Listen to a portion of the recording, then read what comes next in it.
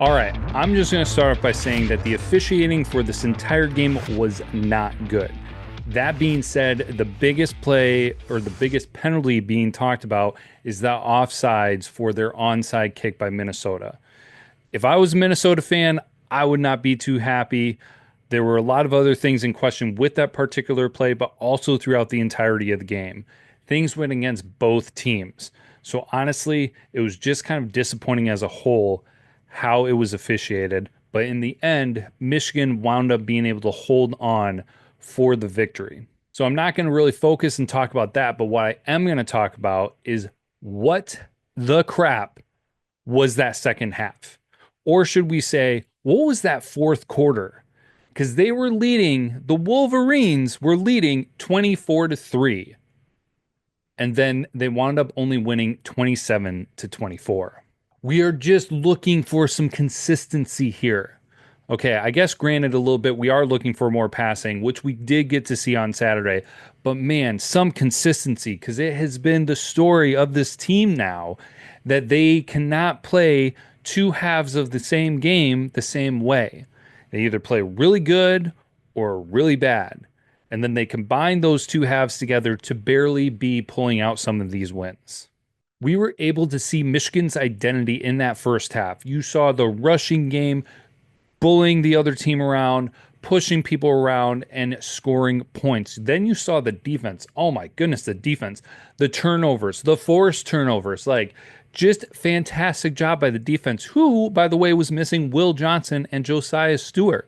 It was kind of like, who needs them? I'm not saying that whatsoever at all, but they were doing such a good job in that first half, even into the third quarter. In that first half, Michigan looked like a top 10 team, which that's where they're ranked now. They are 10th in the AP poll.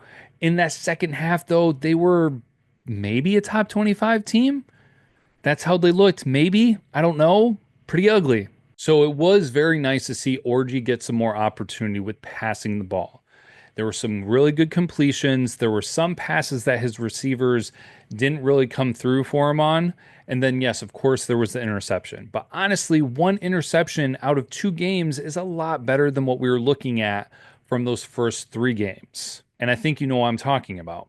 So now at this point, really, there are some things that the coaches can do to set him up for success, but a lot of it is going to come down to him. You saw him go through his progressions on some of the plays. Great job. But there were a few times where he was making mistakes. Very much so on that interception, that was on him.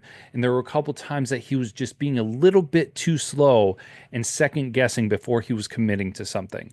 So hopefully another week we'll be able to see him take another step forward, another higher level for his performance at the quarterback position. Now, as I already said, I'm not excluding the coaching staff here. Like, as a whole, not just in particular with where they were setting up the quarterback, but just the offense as a whole.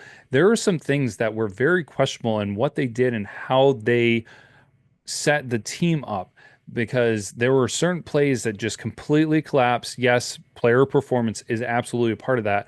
But I mean, as we all are couch quarterbacks, there were some questionable play calls.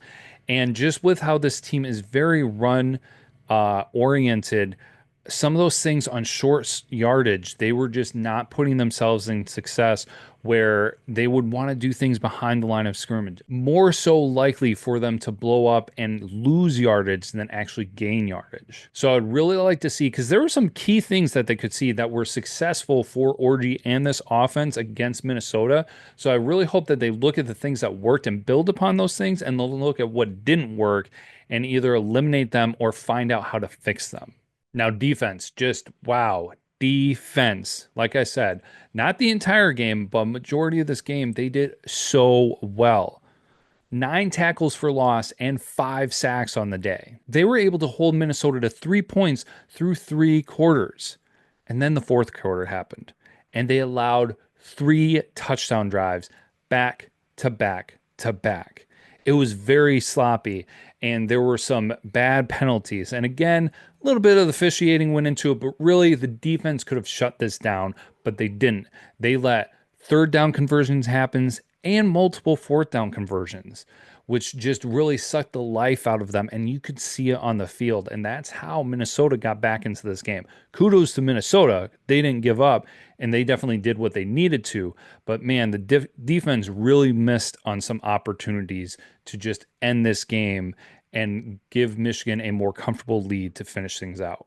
So I often am more than happy to kind of like share other unique information that you'll see. And one thing that you can see from Zach Shaw on Twitter with 24/7 Sports is that he talked about how these last 3 games have gone for Michigan where they have had a good lead at halftime and then they blow it in the second half. Granted, they have still won those games, but it is very ugly. So in those 3 games, Michigan has been outscored 57-26 in second halves.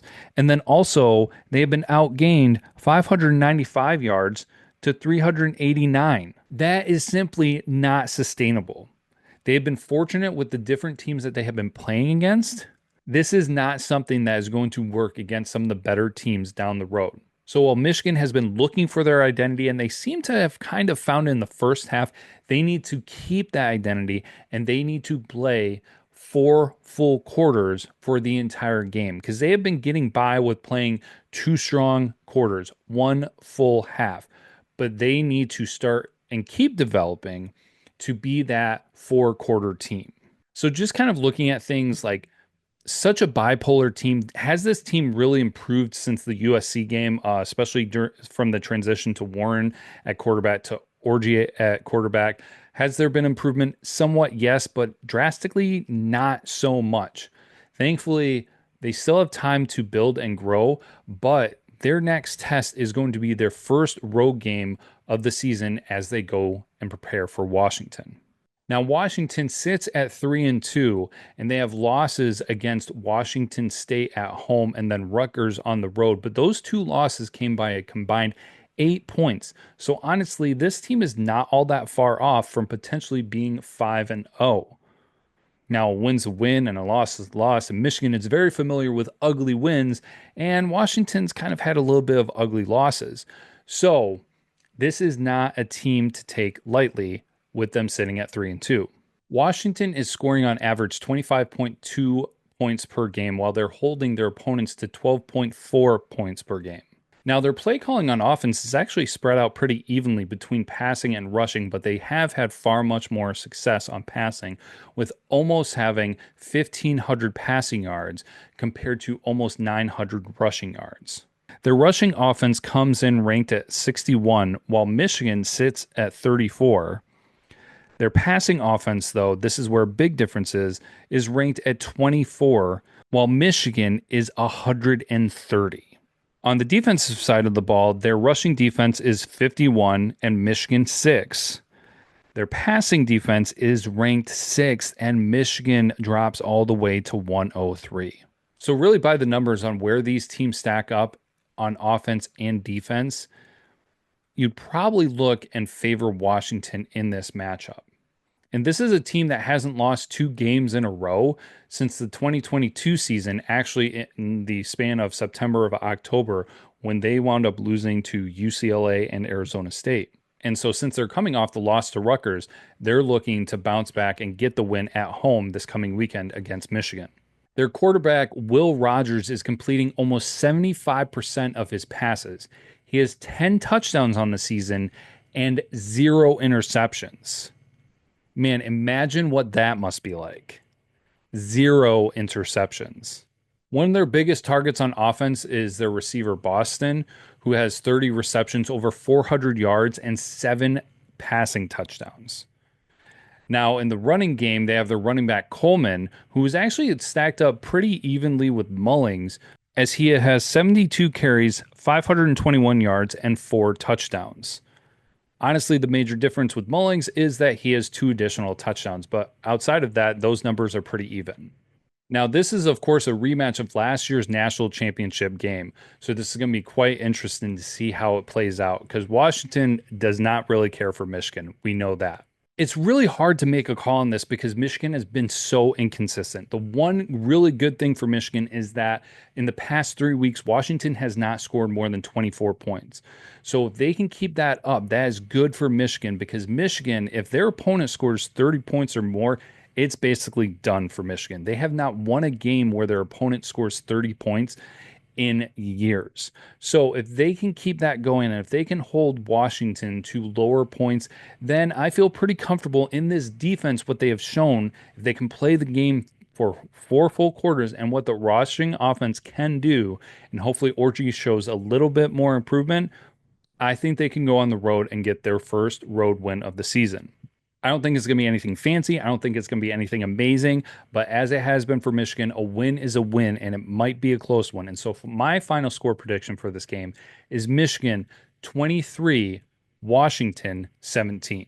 All right, first road game of the season for Michigan. Got to see how this goes, folks. I hope you all have a great week until kickoff. It is going to be another late kickoff. It is a 7:30 p.m. kickoff on NBC, so we will have a long time to wait on Saturday. But as always, until then, go blue.